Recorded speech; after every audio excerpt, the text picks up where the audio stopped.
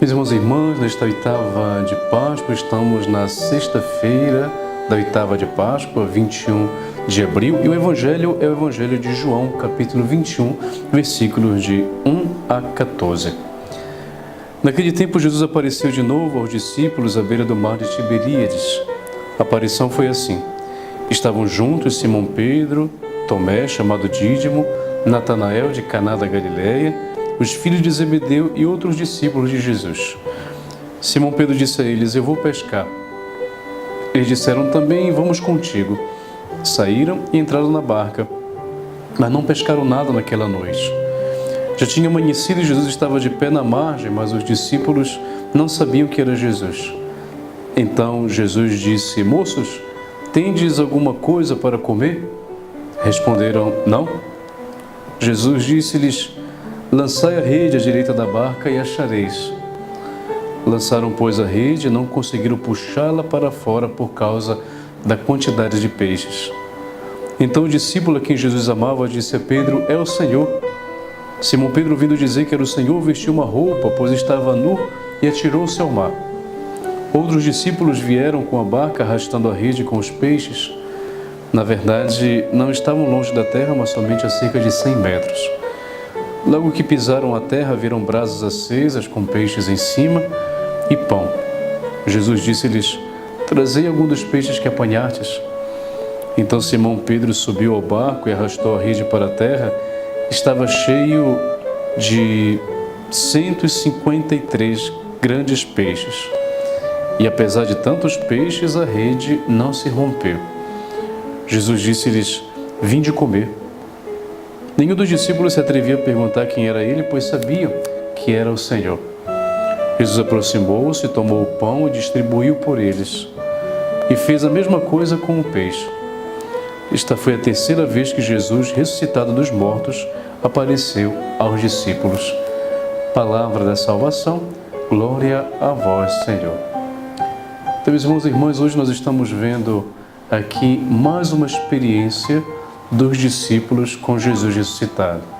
Pedro e alguns discípulos voltaram à vida normal que eles tinham antes de conhecerem Jesus. Ou seja, voltaram à função que eles tinham.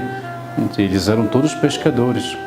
E mais uma vez eles não tinham nada, não tinham pescado nada.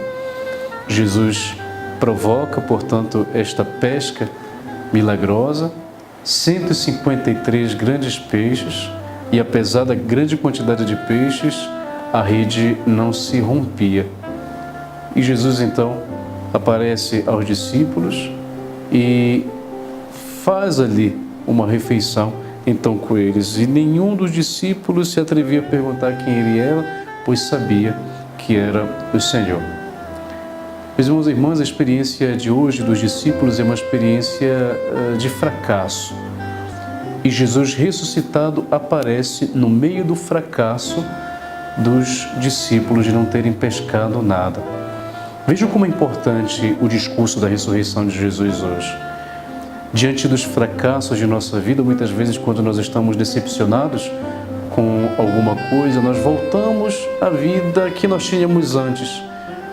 E nesse caso, muitas vezes, até quando nós nos decepcionamos com Deus, nos decepcionamos com Jesus Cristo, ou nos decepcionamos com a fé, ou até mesmo com a própria igreja, nós voltamos à nossa vida normal. Nós sabemos que uma vida que se deixa iluminar e conduzir por Jesus Cristo é uma vida diferente. É uma vida preenchida na sua existência.